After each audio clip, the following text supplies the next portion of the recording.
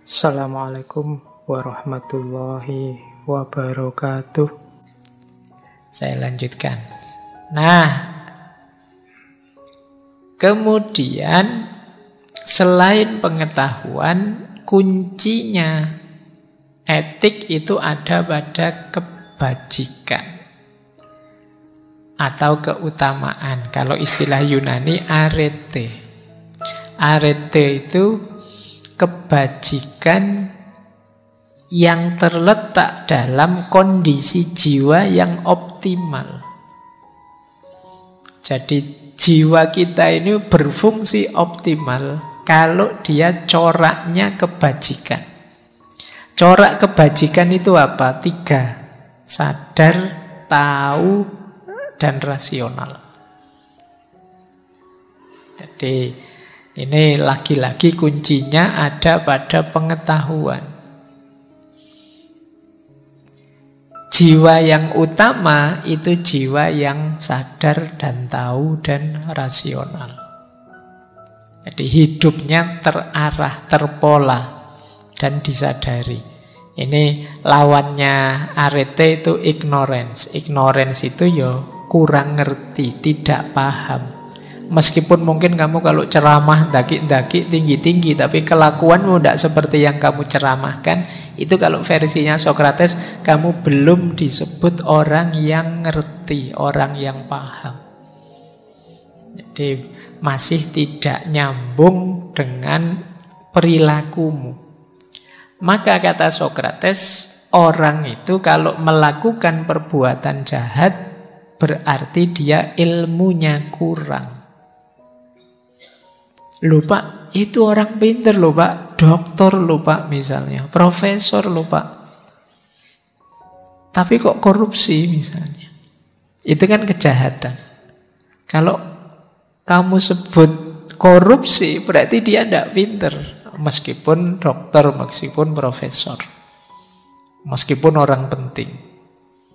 Loh tapi bukunya banyak loh Pak, iya. Tetap tidak bisa disebut orang pinter.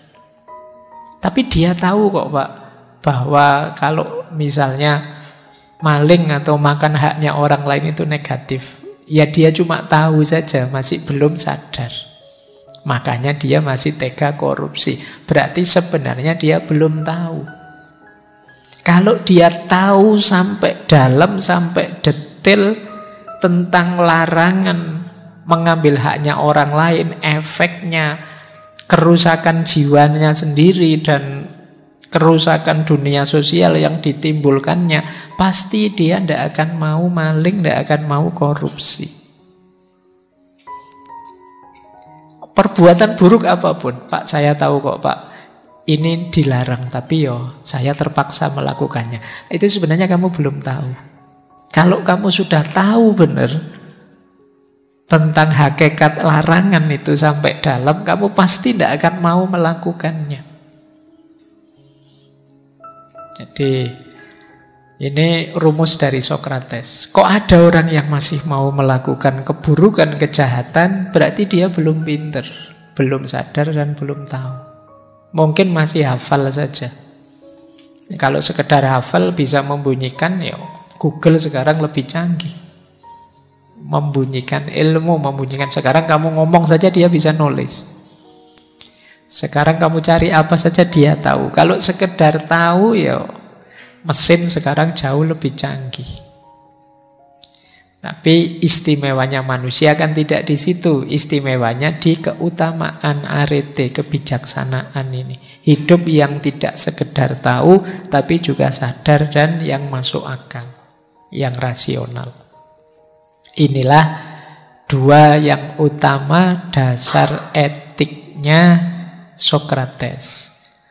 Makanya dia punya satu quotes yang terkenal sekali. There is only one good knowledge and one evil ignorance. Hanya ada satu kebaikan, yaitu pengetahuan, dan hanya ada satu kejahatan, yaitu kebodohan, ignorance. Tambah pinter orang, pasti dia tambah baik. tambah ndak pinter orang, pasti dia kelakuannya tambah ndak terkontrol, tambah buruk. Kok ada orang ngaku pinter tapi kelakuannya buruk, sebenarnya dia belum pinter. Orang pinter itu kelakuannya baik. Oke, ini rumus ya.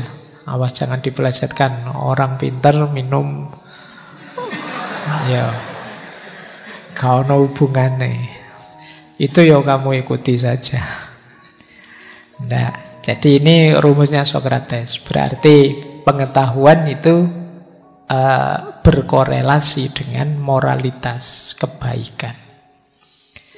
Baik, kita lanjutkan. Nah, ada 3 pertanyaan moral yang dibahas oleh Sokrates dari berbagai dialognya. Yang pertama adalah bagaimana seseorang harus menjalankan hidupnya. Yang kedua, jenis tindakan apa saja yang termasuk kebajikan. Dan yang ketiga, bagaimana orang hidup bersama orang lain, bersama masyarakatnya. Kita hidup ini kan diminta benar dan baik. Pernah tidak kita bertanya, hidup yang benar dan baik itu yang seperti apa? Nah, ini ditanyakan pertanyaan moral pertama dari Sokrates. Kamu tahu tidak sih standar-standar hidup benar dan baik, hidup yang bermoral? Yang kedua, apa saja tindakan yang termasuk benar dan baik tadi, atau kebajikan tadi? Mungkin kalian pernah belajar tentang akhlak, tentang moral, kan dijelaskan semua itu. Ini baik, itu baik. Tapi mungkin kalian mengidentifikasi perbuatan baik itu pernah tidak berpikir apa sih yang dimaksud itu dan aku sudah termasuk itu atau belum? Jujur itu baik. Apa sih jujur itu? Terus aku sudah jujur apa belum? Sabar itu baik dibandingkan pemarah. Loh, aku itu tergolong orang sabar apa orang pemarah? Cirinya apa? Nah, ini Sokrates. Jadi kalau kamu ngaku-ngaku, Pak, saya itu penyabar loh, Pak, orangnya. Buktinya apa? Cirinya apa? Sabar itu apa sih? Kamu sering bilang, sabar kan ada batasnya. Ya wis, batasnya sabar itu di mana? Bagaimana? Standarnya orang bisa disebut penyabar itu seperti apa? Bedanya apa sabar dengan takut misalnya? Kadang-kadang kamu sebenarnya takut, tapi kalau ditanya kok kamu tidak berani, saya sabar sajalah. Nah, kita kan campur baur itu yang begitu-begitu. Ini takut apa sabar? Ini marah apa tegas? Mbok kamu jangan marah-marah gitu. Ini bukan marah, ini tegas ini. Kalau macam-macam tak tempeleng kamu. Nah, itu kan kita sering mencampur ini, kita sering tidak kritis.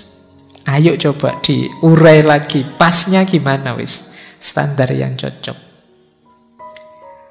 Oke, kadang-kadang kan kita itu menjustifikasi perilaku kita yang buruk dengan akal kita. Nah, ini yang membuat terus jadi ruwet. Padahal janjinya itu salah, tapi terus kita benarkan sendiri. Kita tidak jujur. Kita tahu itu salah, tapi kita tidak jujur pada diri kita. Ini kalau ketemu Sokrates kamu habis mesti. Jadi itu cara dia yang kedua. Dan yang ketiga ya penting juga dipertanyakan hidup bersama orang lain yang baik itu yang seperti apa. Nah, ini yang paling rumit yang nomor 3 ini sebenarnya. Kalau yang awal-awal kan hidup individual kita, karena hidup sosial itu melibatkan subjek yang lain, yang sama powernya dengan kita, sama posisinya dengan kita. Ini tidak sederhana. Ini nanti kalau di Sokrates melahirkan seni namanya politik. Jadi yang paling rumit itu memang tata hidup bersama yang dikenal dengan politik. Nah, meskipun hari ini kan di pikiran kalian kalau saya ngomong politik, bayanganmu kan partai-partai pilihan presiden, pilkada. Padahal yang paling urgent dari politik itu kan ya cara tata masyarakat yang baik. Nah, karena ya sebagian besar hidup kita itu kan berhubungan dengan orang lain. Kalau tata masyarakat kita buruk, kacau, ya kita sendiri nanti yang pontang-panting. Ini banyak dibahas nanti di pandangan-pandangannya Socrates tentang politik. Oke, untuk malam hari ini saya cukupkan sekian dulu. Mohon maaf kalau ada yang kurang berkenan, mungkin 1-2 kekurangan apa, mohon dimaklumi. Kalau ada kekhilafan, kealpaan yang teman-teman ngerti benernya seperti apa, ya silahkan disampaikan. Kurang lebihnya mohon maaf. Wallahul muwaffiq, wallahu a'lam bissawab. Wassalamualaikum warahmatullahi wabarakatuh.